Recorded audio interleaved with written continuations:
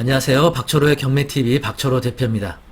9.13 대책 이후에 이 주택시장에 대한 그 대출 규제가 워낙 심해져서 일반인분들이 좀 투자하는 데 있어서 굉장히 어려움을 겪고 있는데요.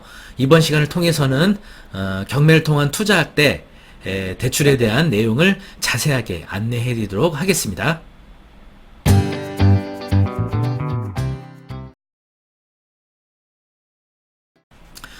일단 그 주택대출에 대해서는요, 이제 질문들 많이 주시는데, 8.2 대책 또는 9.13 대책 통해서 지금 이제 규제 지역 내에서는 대출이 규제가 되고 있죠. 이거는 경락대출도 마찬가지로 동일하게 적용됩니다. 그러니까 기존의 주택을 갖고 계시고 규제 지역 내에서 추가로 구입하시는 경우에는 대출이 제한이 되죠. 그래서 대출이 불가하거나 기존 주택 처분 조건을 걸고 대출을 받으셔야 되거나 이런 상황은 뭐 매매로 사시나 경매로 사시나 동일합니다. 다만 이제 그 임대사업자 등록을 하시게 되면 추가로 LTV 40%까지 또 가능하실 거고요. 그리고 이제 여러분들 아마 뭐 얘기 들어보셨는지 모르겠지만 부동산 사업자 중에 매매 사업자라고 있습니다. 이 매매 사업자를 통해서는 LTV 80%까지 받을 수가 있습니다.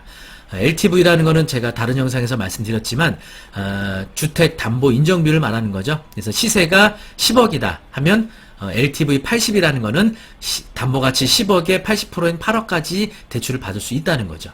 이것은 여러분이 다른 곳에 기존의 주택을 보유하고 계시고 규제 지역 내에서 추가로 대출을 받으셔도 이 매매사업자를 통해서 대출을 신청하시게 되면 80%까지 가능하십니다. 다만 이제 이렇게 높은 한도의 대출을 해주는 거기 때문에 바로 반공제라는 걸 해야 됩니다. 반공제. 이게 지역마다 다른데요. 서울의 경우는 3,700만 원입니다. 3,700만 원. 그래서 8억에 3,700을 차감하니까 7억 6,300만 원이 된다고 보시면 되죠.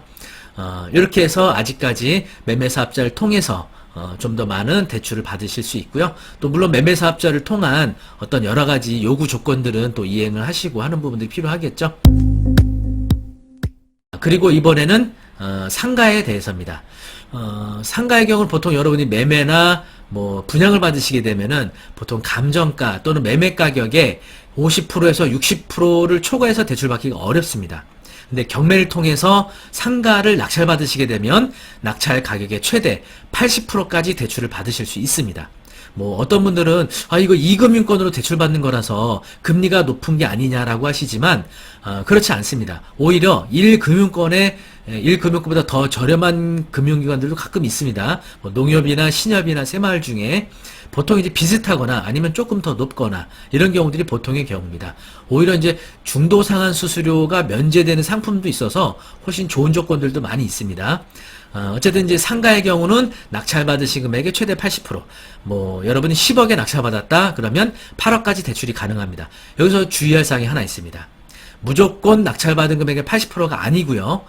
감정 가격보다 낮은 금액으로 받으셨을 경우에만 가능합니다. 감정 가격이 12억이었는데 낙찰을 10억에 받으시면 8억의 대출이 나옵니다. 하지만 감정 가격 10억인데 여러분이 12억에 낙찰 받으시면, 다시 말하면 감정 가격보다 더 높은 금액으로 응찰해서 낙찰 받으시게 되면 낙찰 받은 금액의 80%가 아니라 감정 가격의 70%가 나옵니다. 다시 말하면 감정가 10%의 70%인 7억이 나오는 거죠. 이 사항을 좀 주의하셔야 됩니다. 그리고 토지도 마찬가지입니다. 토지도 여러분이 유찰된 이후에 감정된 가격보다 낮은 금액으로 낙찰받으시면 낙찰 가격의 최대 80%가 가능하시고요. 그리고 토지의 경우도 감정 가격보다 더 높은 가격으로 받으시게 되면 감정 가격의 70%가 대출이 나온다는 거. 이 사항은요, 뭐 오피스텔이나 또는 공장이나 뭐 다양한 이런 부동산들에 동일하게 적용되니까 유의하시기 바라겠습니다. 그리고 이제 특히 뭐 다가구나 또 원룸 또 고시원 이렇게 한 건물에 방이 여러 개가 있는 부동산들은요, 아까 잠깐 말씀드렸던 방공제라는 게 있습니다.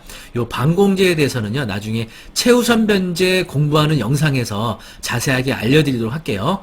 방공제를 하면 경매 절차할 때 영세한 임차인들을 보호하기 위한 제도거든요. 그래서 서울의 경우는 3,700만 원에 대해서는 무조건 경매 절차에서 1순위로 임차인한테 배당을 해줍니다.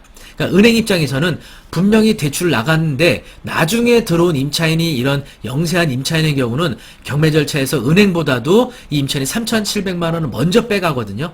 그러니까 금융기관에서는 그런 안전장치를 위해서 대출할 때 미리 방 하나당 3,700씩 차감하는 겁니다. 그래서 예를 들어서 뭐 우리가 이제 10억에 낙찰받았는데 방이 뭐 고시원인데 20개가 있다. 그러면 서울이 방 하나당 3,700만 원이니까 여기에 방 20개면은 3,700만 원 곱하기 20 해서 7억 4천이 되는 거죠. 그럼 여러분이 10억에 낙찰받아서 대출 한도가 8억이 나와야 되는데 8억에 7억 4천을 차감하니까 뭐 대출이 거의 안 나오죠. 바로 이런 식입니다. 그래서 여러분들이 이렇게 방이 많은 그 부동산들은 방공제가 된다는 점 유의하시고, 이런 부동산들은 여러분이 현금 유동성을 많이 확보하신 상태에서 입찰을 하셔야 됩니다.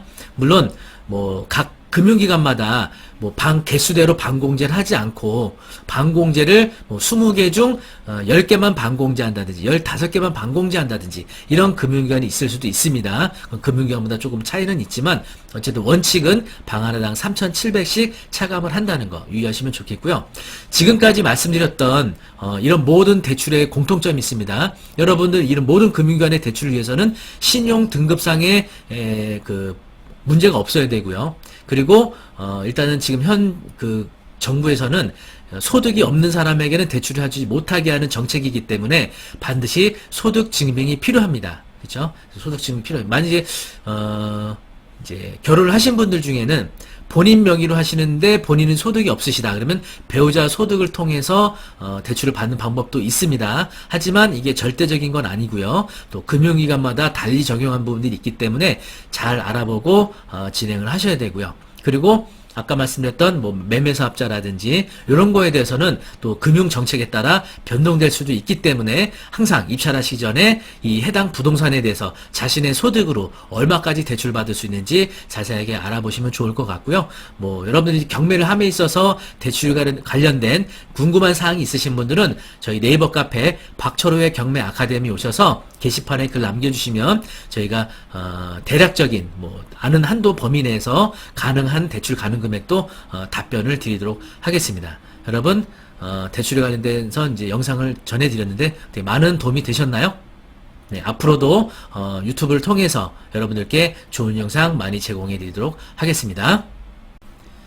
부동산 경매 카페 박철호의 경매 아카데미, 유튜브 박철호의 경매TV 구독, 좋아요 바랍니다. 여러분 앞으로도 좋은 영상으로 만나보도록 하겠습니다. 감사합니다.